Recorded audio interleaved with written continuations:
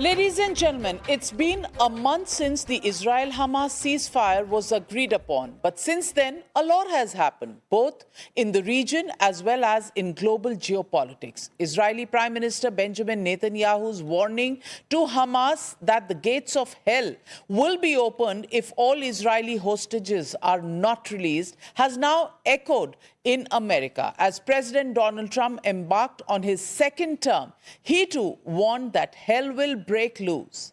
The biggest challenge now is to restore peace amidst this rising mistrust of Hamas. Joining me today is Reuven Azar, the Israeli ambassador to India.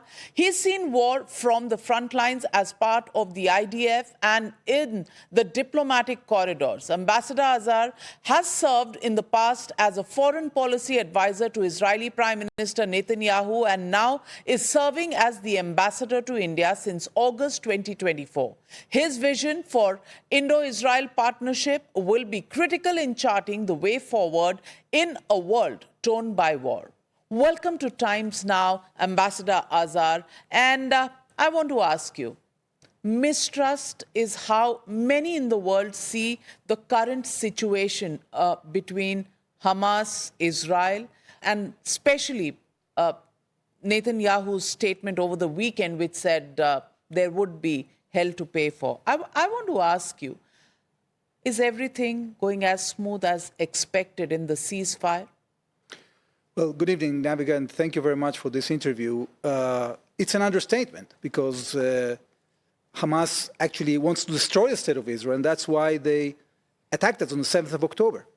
I think that what they want to do now is to reverse the results of the war after they have been defeated in the battlefield, after Israel has changed the face of the Middle East and gave a severe blow to Iran in a way that you see new orientations for Arab countries. Suddenly, Lebanon is back in the Arab world. Syria is back in the Arab world. The military machinery of Hamas is completely gone. So the next step would be that Hamas will renounce its grip on the Gaza Strip and allow the Palestinian people to have a better future. They are refusing to do so. And that's why both the Prime Minister of Israel and the American President, President Trump, have been threatening.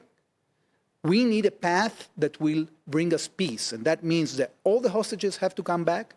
And that means that Hamas can no longer control the Gaza Strip and constitute a threat towards Israel in the future. The first lot of hostages were released.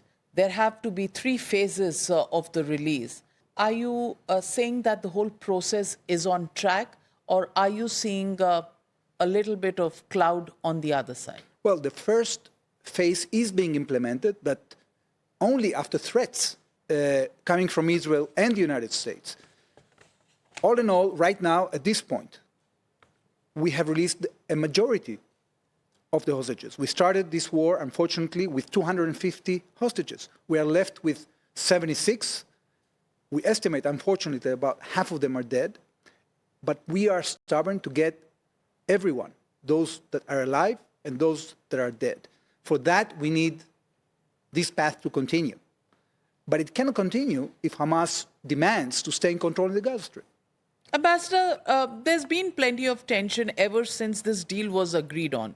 I would like your perspective on some of the details of this. The distrust, if it continues the manner in which it is, what are the next steps? Well, Israel is ready to go back to military action if needed. We would prefer to refrain from that. And in order to refrain from that, all the partners in the region, all the countries in the region, including those who are mediating, had to understand that there is no situation whatsoever that will be acceptable, that Hamas will stay in the Gaza Strip. They have to go. And only when the radicals are defeated in Gaza, the Palestinian people will have a future, will have hope, will have countries that will be ready to do reconstruction in the Gaza Strip. But if that doesn't happen, then we are on a collision path. Have you got any indication from any of the mediators that they are probably reneging on Hamas leaving the Gaza Strip? Well, we had a challenge with the mediators because this is something that happens time and again in our region, that Israel makes the right moves that actually serve the countries of the region. Like I said before, now finally you have a stable government in Lebanon after Hezbollah was defeated. Finally, we are rid of Assad and we have a future for Syria. So the countries in the region are enjoying the fruits of the military defeat of Hezbollah and the Israeli military victory. The question is what they are ready to give us in return. I think it's a common interest, both of the Arab countries of the region and of Israel, that the radical elements will be removed. So their task is to convince Hamas to go out, to allow decent Palestinians, a moderate leadership to emerge in the Gaza Strip that will be able to deal with Israel and with the rest of the world and give a hope future for the Palestinian people. So let me ask you, what is the time frame that you're willing to give the Hamas to release all hostages as stated by Prime Minister Netanyahu? The Prime Minister has stated time and again that we are sticking to the path that was agreed upon, meaning that we are now beginning the negotiations on the second phase, and we're willing in that context to create a situation in which, in return for a beginning of new aspects of humanitarian relief to the Gaza Strip, we will get our hostages back, all our living hostages back in the second path. We can take use of this second path in order to discuss how Gaza is going to be governed in the future. This is a good diplomatic window to use and not to waste with ridiculous demands of terrorist organizations to stay in power. What are the ridiculous demands that have come forward? Well, basically what Hamas wants, and already has stated, is that they want to basically be the government in Gaza, that they want us out of the border between Gaza and Egypt, that they want to rearm and regroup and be able to attack Israel in the future, time and again. And they are actually stating that publicly. It's not a secret. Yeah. They're also saying that you haven't allowed them to get back, or the Palestinians get back to northern Gaza. Is there a reneging of promises on your side as well? No, Israel is sticking to the path. It's sticking to the obligations. We are going to continue doing that. We are giving diplomacy a chance. But frankly speaking, we don't have much hope when it comes to this terrorist organization.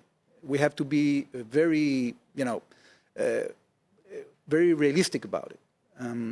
At the end of the day, our region can be stable and can be prosperous, and we can continue advancing peace and the Abraham Accords only when the radical forces are weak. So the fact that Iran is weaker now, that the fact that the situation changed in Syria and Lebanon, this gives us hope that we can re-embark in the peacemaking we were having before this atrocious attack on the 7th of October. So if we unite together, both us, the Americans, the moderate countries in the region, the pragmatic countries, the international community, including India, that can have an amazing role in our region when it comes to building bridges and creating trade, then we can do it. But it cannot happen when you still have renegades and you have terrorist organizations in the region that are ready to derail this process at any given moment. Let me also ask you, Ambassador Azar, the fact is that you've liquidated several of the leaders of the Hamas, yet they somehow managed to regroup, have a new leadership, the neutralization goes back to point zero. I want to ask you, is there a fear in your mind that if you leave this for too long, it's the same thing that's going to happen? There will be regrouping, there will be new leadership of the Hamas that will come up, and you're back to square one?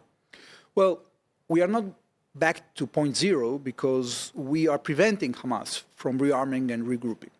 And we want to make sure they lose their control in the Gaza Strip. The only reason that many of them stayed is because they have been hiding behind the civilian population, taking out their uniforms, taking control of the humanitarian assistance that was given free of charge by the international community and selling it to their own population. So in order for this to change, not only the military machinery of Hamas has to be defeated, but also the civilian one. And this is the challenge we are facing. So if we achieve a situation in which the civilian control of the Gaza Strip changes, then there is a chance that we won't go back in the future to this zero-point situation you are describing. But if we surrender in the negotiation and we allow Hamas to continue controlling the Gaza Strip, then yes, 7th of October can happen again. War clearly is not a solution that helps anybody. But let me also ask you, how do you see the difference in approach between the Biden administration and now the Trump administration as far as this situation is concerned? Well, Israel has always found a way to work with any American administration. Sometimes we have administration with which we agree more, and sometimes we agree less. With the Biden administration, we had a challenge mainly when it had to do with the humanitarian situation in Gaza. I think that the gravity of the humanitarian situation in Gaza when it comes to food supply was, let's say, exaggerated. When we look at the data, we see that since the beginning of this atrocious attack by Hamas, every Palestinian in the Gaza Strip was getting about 3,000 calories per day. The quantities of food that entered into the Gaza Strip were incredible.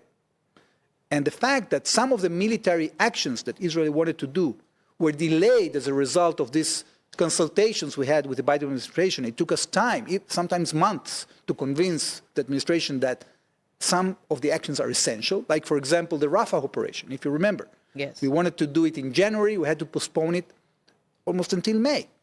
So now I think we are getting more backing when it comes to the moves that we have to make militarily.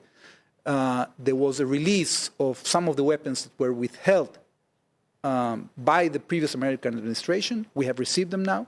So it seems that with this administration, we are let's say, we have a higher degree of seeing eye to eye and of coordination, and the effort we have to invest in convincing them about the needed action is much less.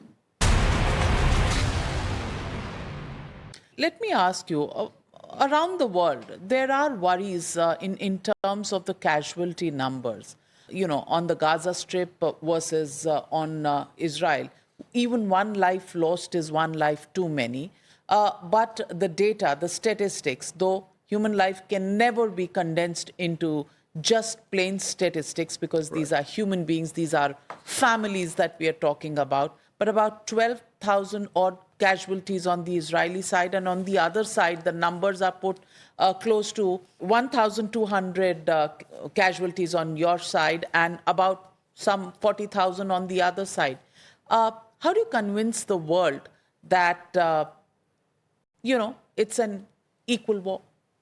Well, first of all, it's not equal because we were attacked by Hamas. And this attack was one of the most atrocious attacks that humanity has ever seen. The kidnapping of kids, the raping of women, the burning of entire families alive. So it cannot be put on equal terms. It cannot be put on equal terms also because Hamas is using tactics that are completely the opposite of what humanity has agreed upon.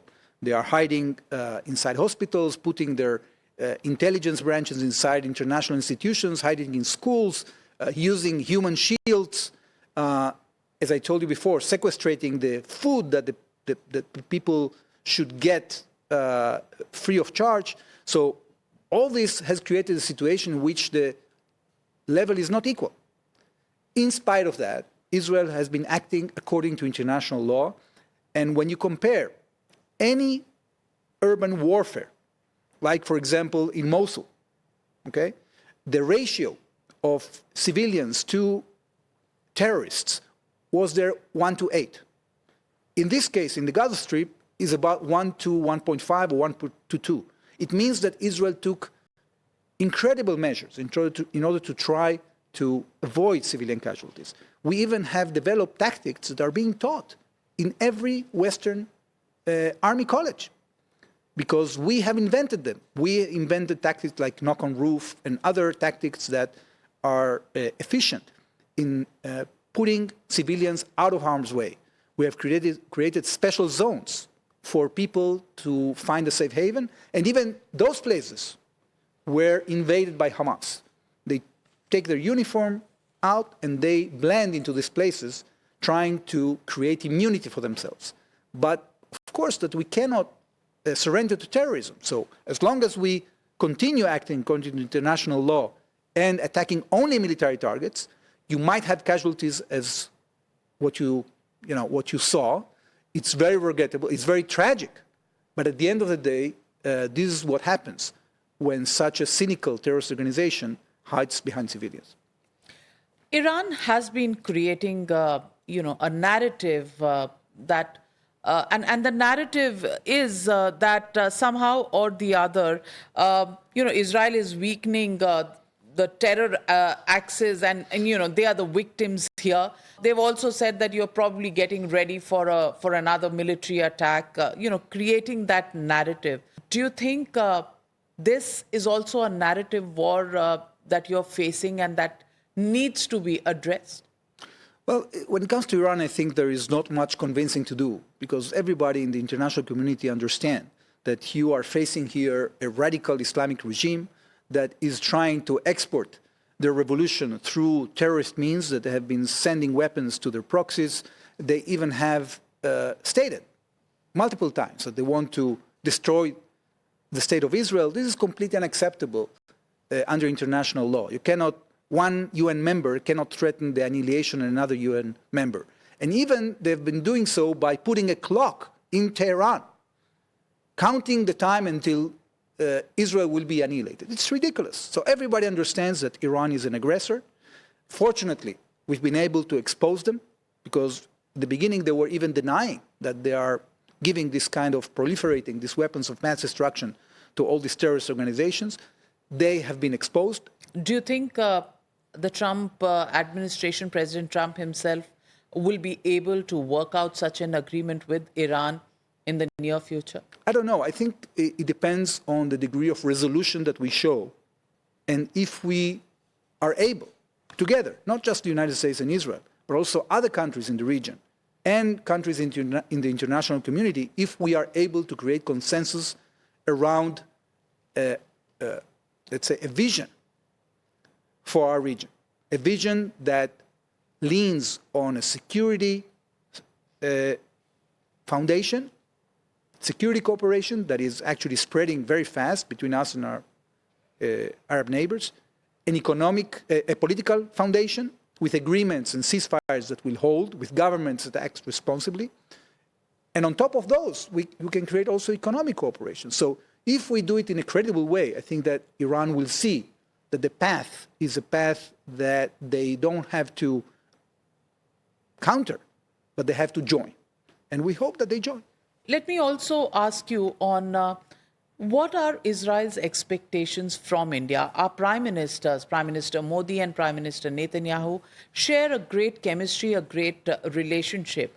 But today, what would you expect India to do? Well, look, I just gave a speech last Friday in Jaipur at the USANAS event, the annual USANAS event, and I said something that I really believe in. I think there are two things about this relationship that are very promising for the future. The first is that because of the increase in global competition, we have to cooperate much more together.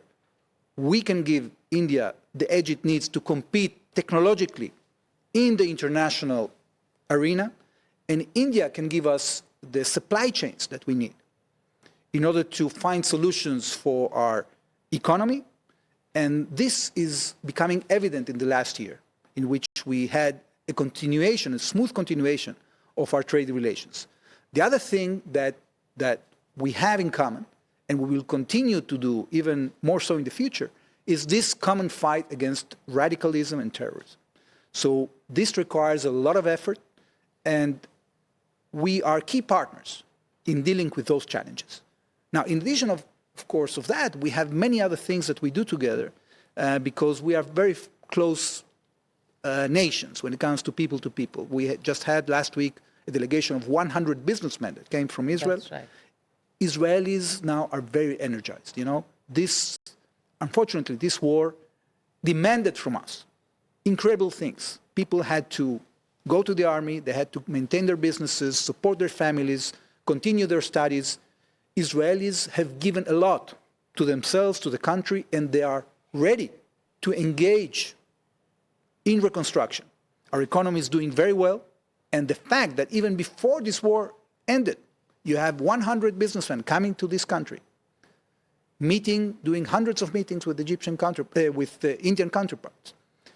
We are ready to work. We are the right partners for India. We are enthusiastic about that, and we are happy that India is feeling the same. We have also aspirations when it comes to the region. You know, in the last meetings that Prime Minister Modi made in Washington, there was a renewed statement regarding the intentions of both India and the United States when it comes to this corridor of stability, IMEC, between India and Europe that can pass through the Gulf and Israel. And there was a statement regarding support for the renovation of the deliberations within the I2U2 framework, the United States, United Arab Emirates, India, and Israel. So there are many hopes for the future. What we need to do is to finish the job when it comes to bringing back our hostages, to stabilizing the situation in Gaza, to make sure that the radicals don't show their ugly face again. And then there is no limit to the things we can do together.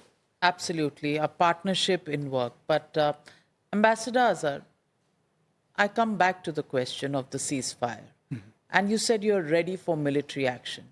How long is Israel going to be patient? How much time are you giving this before you go to that? This is up to our security cabinet to decide. You know, there are tactical decisions that we cannot answer in such a format of television. I think at the end of the day, we have to measure the challenges, the opportunities, and to make the right decision for the state of Israel. This is the role of the government. I don't envy them, by the way. There are very hard calls they have to make because at the end of the day, we have to face the reality. There is a reality that we have still hostages in the Gaza Strip. We want to bring them back. Hamas is trying to extort a surrender from us in return of that. We will not agree. So we have a challenge here. And we have to choose very carefully the timing of when we do what. Thankfully, because of the policy of the government, so far we've been able to bring back the majority of the hostages.